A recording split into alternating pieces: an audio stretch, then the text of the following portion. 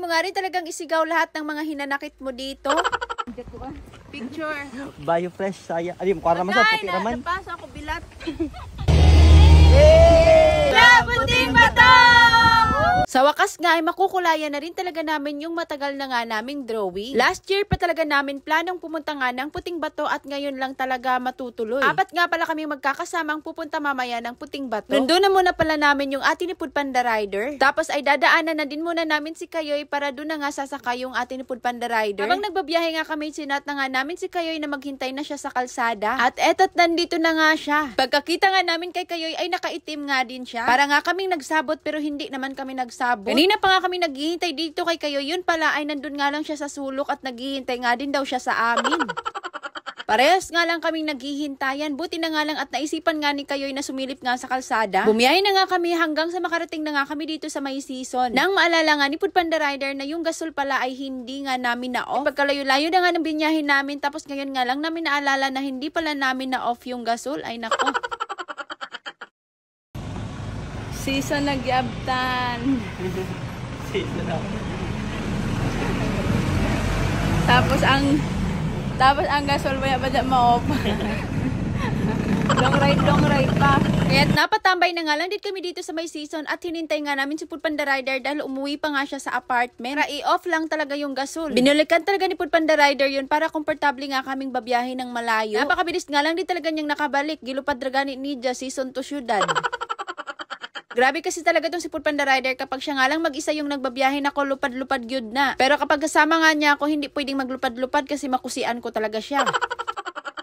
Anyways, nandito na nga kami ngayon sa Agusan del Norte. Medyo mabagal nga lang din talaga yung pagbabiyahe namin. Balor 50 nga lang din talaga yung pinakamalakas. Si Kayoy kasi ay hindi naman siya malakas magpadagan. Hindi nga katulad dito kay Panda Rider. Murag igukod og iro. Kaya chill-chill lang talaga yung biyahe namin ngayon. And yun nga rin kasi talaga yung gusto ko dahil ma-enjoy mo rin talaga yung road trip. Medyo na-miss ko rin kasi talaga to yung mag-long ride. Alam nyo ba na kulang pa talaga ako sa tulog. Pero dahil gala nga ito, kaya naman for the go at energetic nga tayo.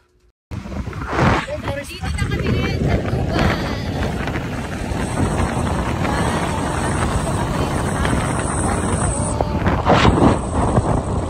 Tuban. Dito na nga kami ngayon sa Tubay, Cabadbaran City. Ibig sabihin nga nun ay malapit na rin talaga kaming lumiko papunta sa Puting Bato. Sa unahan nga ay nandun na nga yung paliko papuntang Puting Bato. Kaya naman dumaan na lang din muna kami dito para bumili ng ulam. Plano kasi namin na doon na nga kami mananghalian. And wala pa nga kaming ulam kaya bibili na lang din muna kami dito. Wala nga kaming ibang no choice kundi lechon manok na lang din yung aming bibilhin. Pero lagi, nawaya mo ba ng timing? Sabak ko.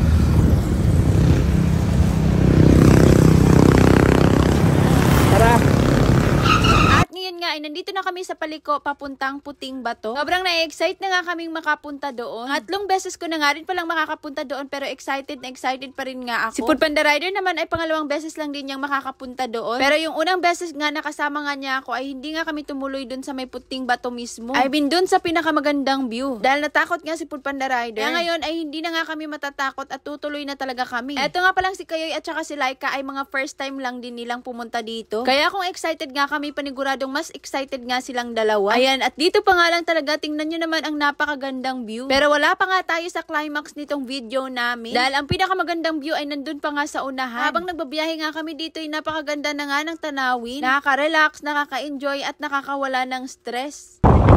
Oh!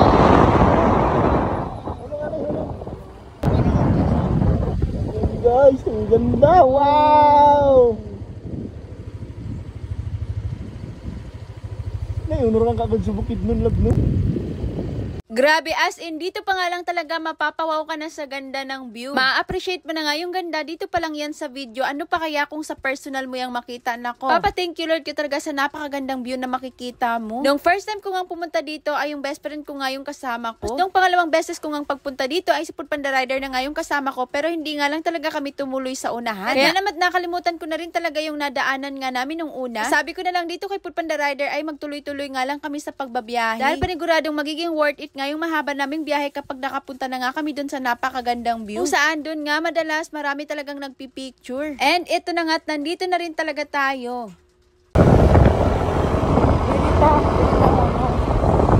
Dili kami. Wow!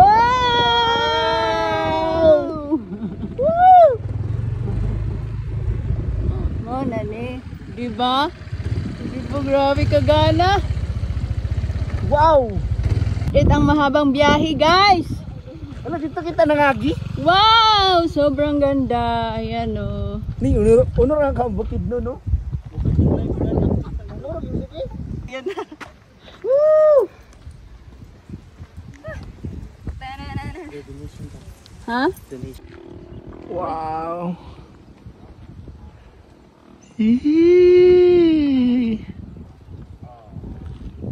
Wow!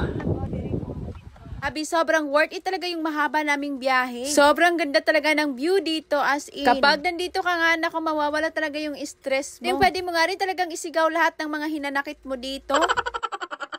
Makakalimutan mo rin talaga lahat ng mga bayarin mo kapag nandito ka. Napakasarap siguro talaga dito, no? Yung ganitong view mo, tapos gigising ka ng umaga, tapos magkakape. Nako, napakaganda, napakasarap sa feeling kapag ganun. Kahit na makainit nga ng panahon, sa lakas nga ng hangin, dito hindi mo na rin talaga madarama yung init. Syempre, kapag nandito ka, hindi naman pwedeng hindi mo nga sulitin yung moment mo dito. Kaya't ayan, nagpicture-picture na nga rin talaga kami. Puting Bato!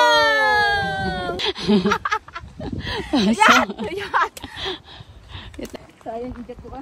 Picture. Bio fresh saya. Ari mo naman sa puti naman. Napasa ako bilat.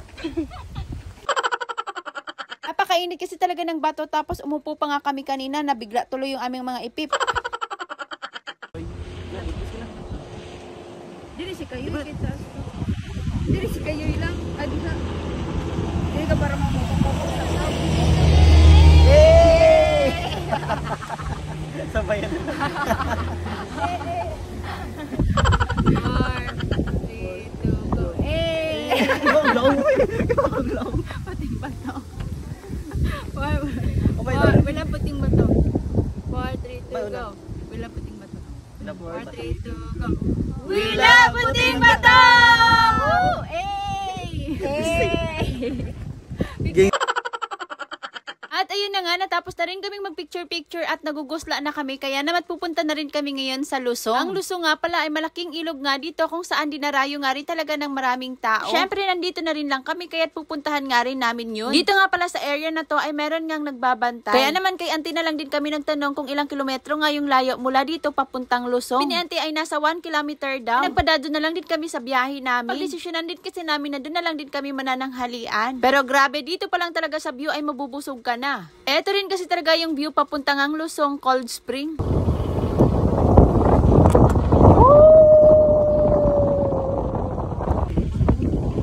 Grabe! Grabe yung view, guys. Tingnan nyo naman yan, guys.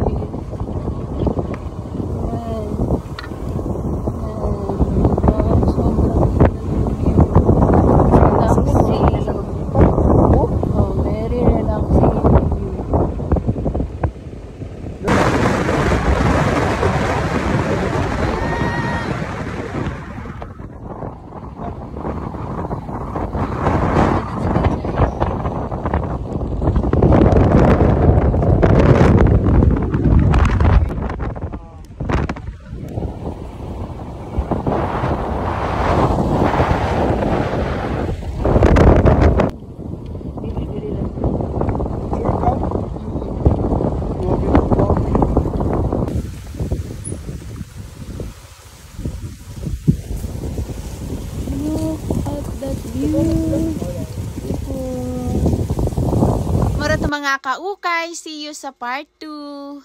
O mga kaukay, eto na nga yung part 2 namin dito sa Puting Bato. Is nga rin kami dahil dito nga sa bundok ay meron nga ganitong community. Siguro napakaganda nga ng gising nila tuwing umaga dahil ganito nga ang view yung bubungad sa kanila kapag gigising sila. Tipong simple nga lang yung buhay pero napakaganda nga ng tanawin. Pues papunta na nga kami ngayon sa Lusong Cold Spring. Nasa 1 kilometer nga pala yung layo mula dun sa pinicturan nga namin. Medyo mabato at lubak nga lang di talaga yung dadaanan pero carry din naman. Kahit mga 4 wheels ay pwede nga ding dumaan dito. Excited na nga rin talaga kaming makapunta dito dahil nagugusla na rin talaga kami nung time na to. Hindi pa kasi kami nanananghalian. Meron din namang parking area dito. Kung nga kami pumunta sa may Cold Spring mismo ay kinuha na namin muna yung mga baon namin. And nagbayad nga lang din pala kami dito ng entrance fee na nagkakahalagang 20 pesos. Sa area na to ay wala ngang signal pero may piso wifi din naman. Kung need mong magpa-signal ay pwede. Nagbayad nga rin pala kami kanina ng cottage na worth 150. Pero wala na ngang ibang space doon sa baba at dito na lang din sa may taas. Kaso ang layo naman ng ilog mula sa amin kaya binawi na lang din namin yung 150 namin. Mabait din naman yung nagbabantay kaya nakuha nga namin yung refund namin na 150. Masasayang din naman kasi dahil hindi nga kami magka-cottage at doon na lang kami sa may baba mismo pipwesto kung saan malapit nga lang din talaga sa ilog. Amoy na amoy nga rin talaga namin yung mga sinugba nila dito. Napakabango kasi. Mas nasamutan tuloy yung aming kaguslaan. Na nga rin pala kami nakapwesto sa gilid lang talaga ng ilog. Natanaw nga rin talaga namin itong sila insan dito, oh. Usong-uso rin pala sa kanila ang dakup-dakupan kasi nagdakup-dakupan nga sila kanina. Anyway, sobrang nagugusla na nga kami kaya naman wala nang patumpik-tumpik pa at nag-set up na nga kami dito ng mga pagkain namin. Mabuti na nga lang at meron nga kaming bato ditong malaki kung saan ito nga yung ginawa naming lamesa. Wala nga rin kaming platong dala kaya naman pinagsaluhan na lang din talaga namin to. Napasarap nga rin talaga yung kainan namin dahil kahit simple nga lang yung aming ulam pero maganda naman yung view. Ito nga pala yung ulam na nabili namin, lechon manok at saka fried chicken. Pagkatapos nga lang di talaga namin kumain ay atat na ngang maligo si Food Panda Rider. Napakalamig kasi talaga ng tubig. Ni ambak ng butanding. Ayom. Ano layuma? Ang kalayo. Matungkad? Kilid-kilid na kan kayo. Pas. Pas. Malalim pala yung tubig dito, kaya naman si Kayoy ay pass na lang daw muna. Yoy, gitabok ng tanduay. Kinabuhi biya na nimo. Importante ang tanduay kasi sa life. Bahalag malumos basta ang tanduay dili. Bahala malumos basta ang tanduay safety. No. Ipago. Na-enjoy na nga rin namin panoorin yung mga tumatalon dito. Kasi kahit mga babae nga'y kursonada talagang tumalon. Sana all ka na nga lang talaga. Pero hindi naman pwedeng mawala ang picture-picture. Pinaugbok ano pinaugbok? Tambak ba rin ako? Buti na lang talaga at meron gang space dito sa may tubig nga mismo. Makalabig nga rin pala ng tubig dito kaya nga siguro tinawag talaga siyang cold spring. Anyways, napagdesisyonan na nga naming bumalik na dahil mag-aalas 3 na nga rin ito ng hapon. Malayo pa yung biyahe namin kaya hindi kami pwedeng gabihin nga dito. Sila? Nice view in the morning. Kanina pa pero doon na sila sa city, no?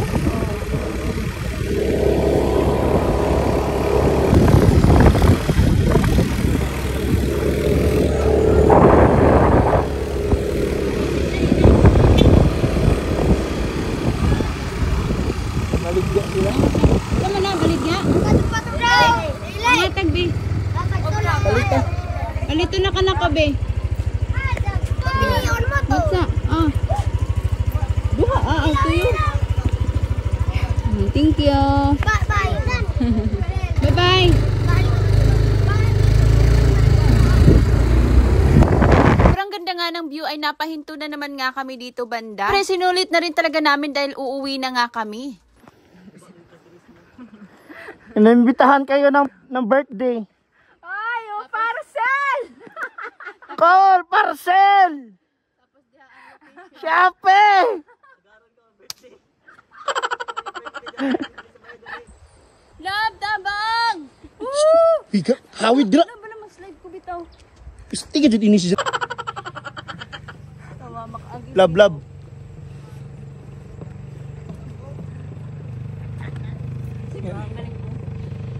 Nagyaraon.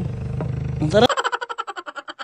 Pumiyahin na nga rin pala kami pabalik and huminto na rin muna kami dito sa may Kitcharao View Deck. Hindi pa kasi nakakapunta dito yung atin ni Food Panda Rider kaya kahit pagod na nga kami ay sinulit na rin talaga namin yung gala namin. Baka kasi kapag pinagplanuhan na naman nga namin to ay hindi na naman nga matuloy. Kaya habang nasa gala pa nga kami, sinulit na lang talaga namin. Pangatlong beses na nga pala namin makapunta dito ni Food Panda Rider pero ang ganda pa rin talaga dito. Nagbayad nga lang din pala kami kanina ng entrance fee na nagkakahalagang 20 pesos. Dito nga meron nga silang display ng mga dried fish at etong mga bags.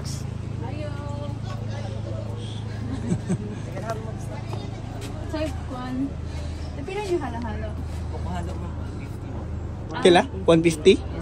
Nag-order nga lang din pala kami doon, tapos pupunta na muna kami ng taas para mamaya pagbaba namin ay kakain na lang din kami. Si Kayoy nga rin pala ay pang ilang beses na nga rin yung makapunta dito. Bale, yung ating nga lang din ni Foodpanda Rider, yung isusuroy namin dito. Shoutout nga pala dito kay sir na nakilala kami. Thank you so much, sir. Pumunta nga rin kami dito sa taas para talagang sulit na sulit nga. Napakaganda rin talaga ng view dito. Alas 4 na nga rin pala nang makarating na nga kami dito sa Kitcharaw.